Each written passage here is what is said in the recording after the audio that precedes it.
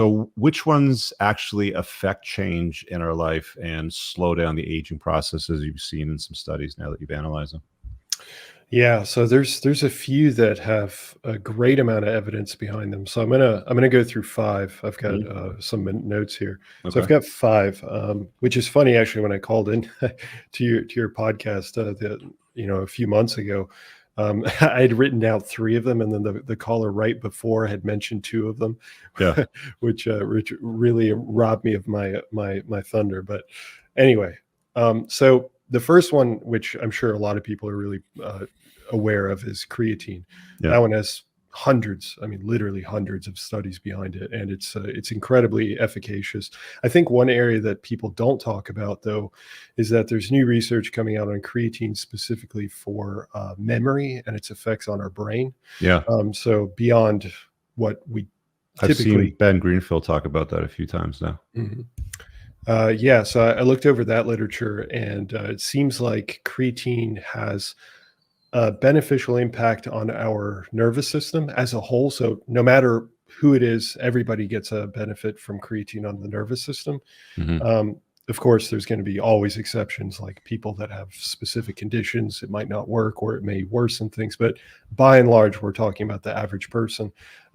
So creatine has an effect on the nervous system. It has an additive effect on memory in people who are older, so people who are over the age of 65.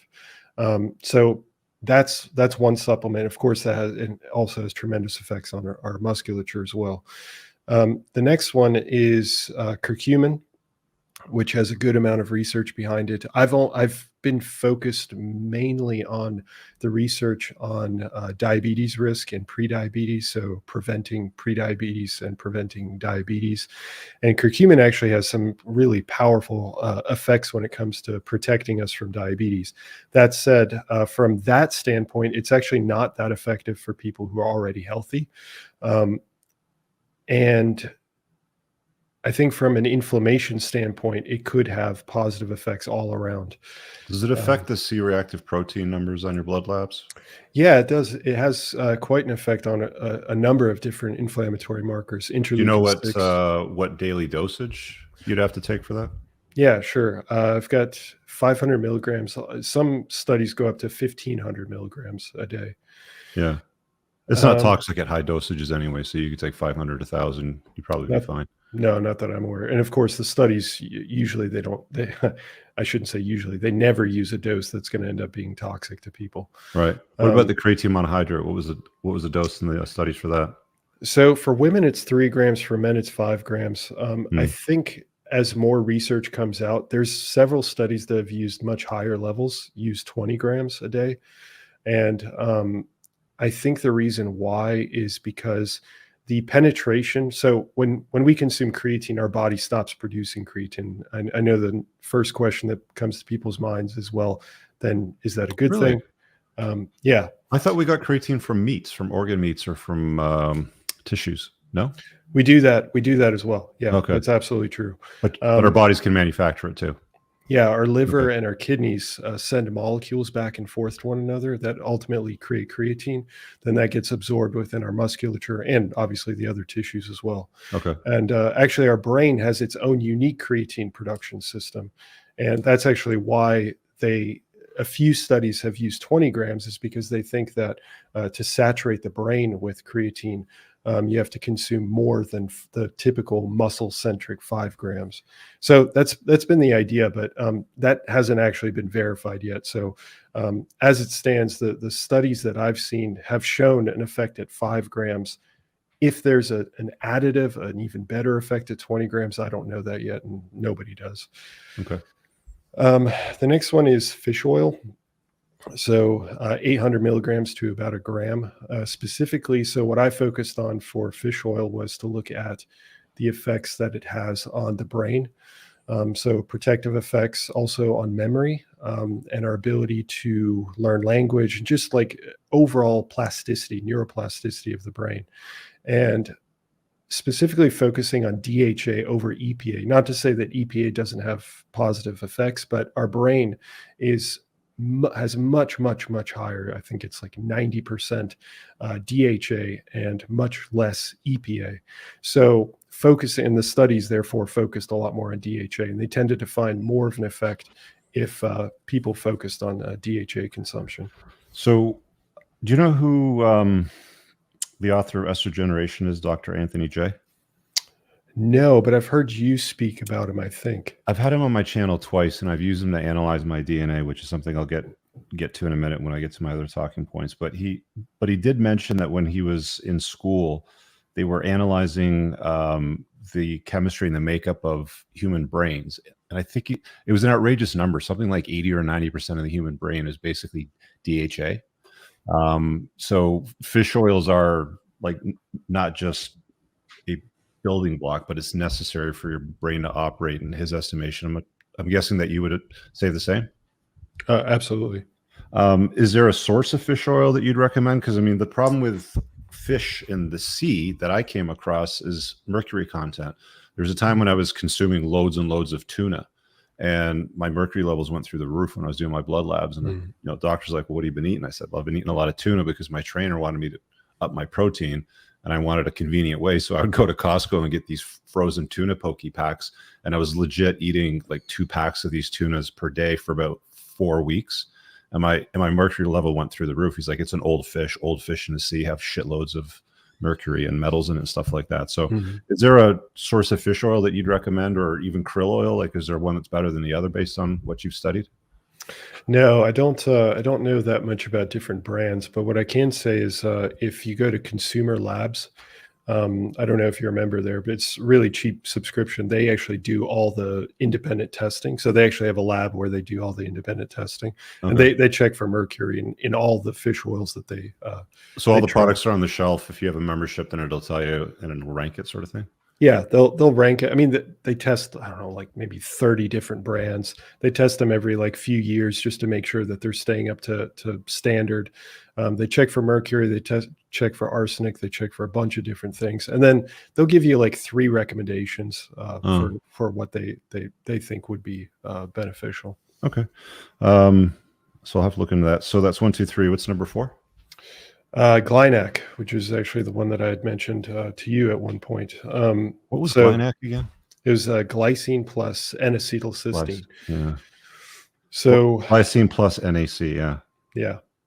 So Glynac, the studies on Glynac have been really impressive, just genuinely impressive, from a really great research group out of Baylor School of Medicine. And I was blown away, and that's actually one of the videos that did really well on my channel, just because going over the literature was just metric after metric after metric improved with Glynac supplementation.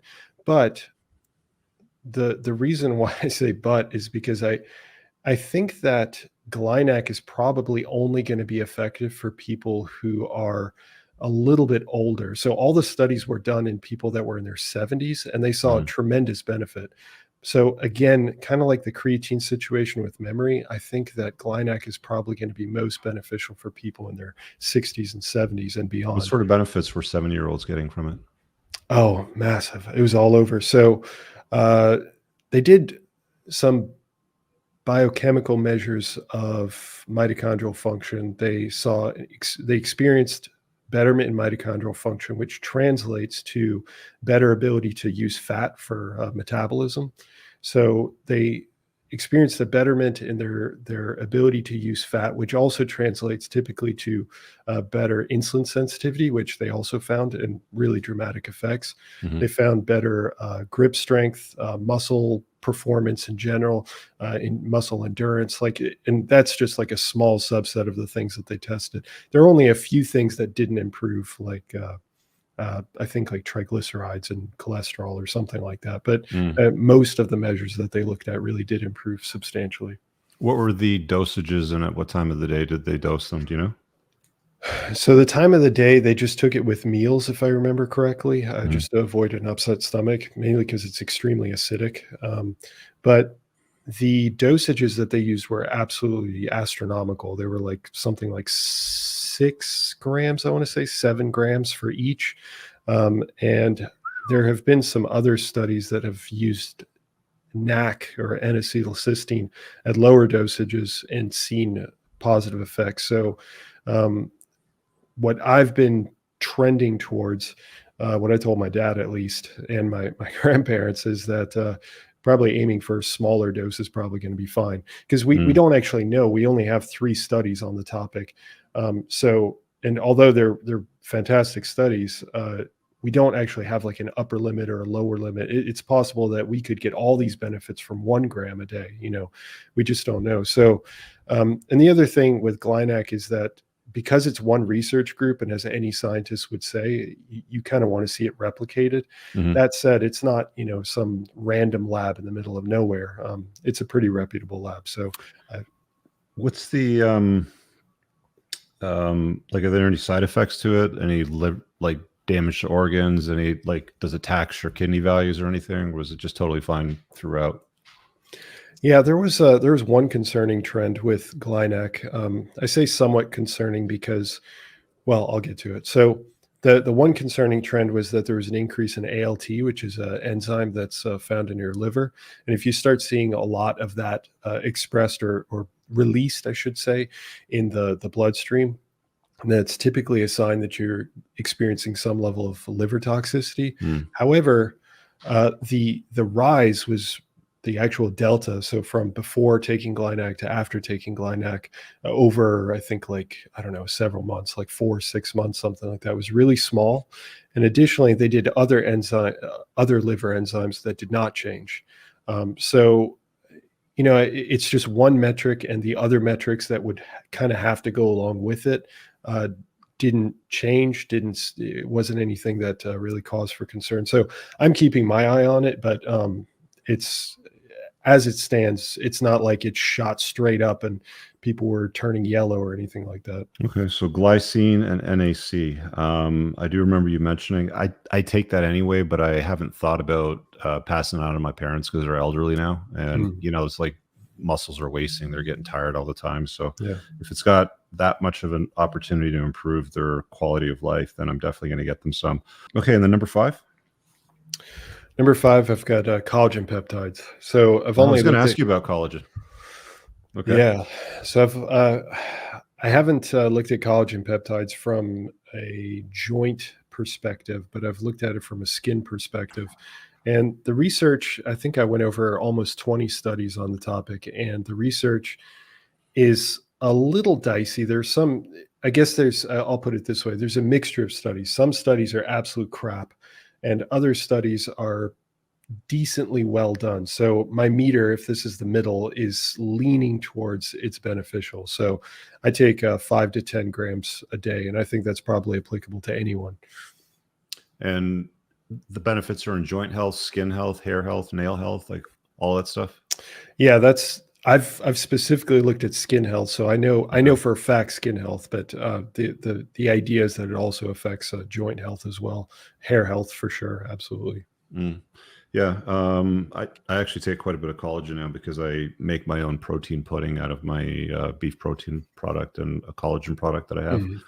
And I don't really like drinking the shakes. They kind of taste too foamy. So what I do is I sort of blend them up, refrigerate them, and because it's got collagen, it turns into like a Jello pudding. So it's really good. So I'll smash 1 or 2 of those a day. So I'm taking quite a bit of that. So that's good. I really hope you guys enjoyed that clip. If you want to watch the full length podcast, you can find that over here, that clip's from. If you're newer to the channel, make sure you hit subscribe over here, and pin down below in the top comment, you'll find a bunch of useful links to my website, my supplement line, books, and a bunch of other stuff. Have an amazing day. Peace out.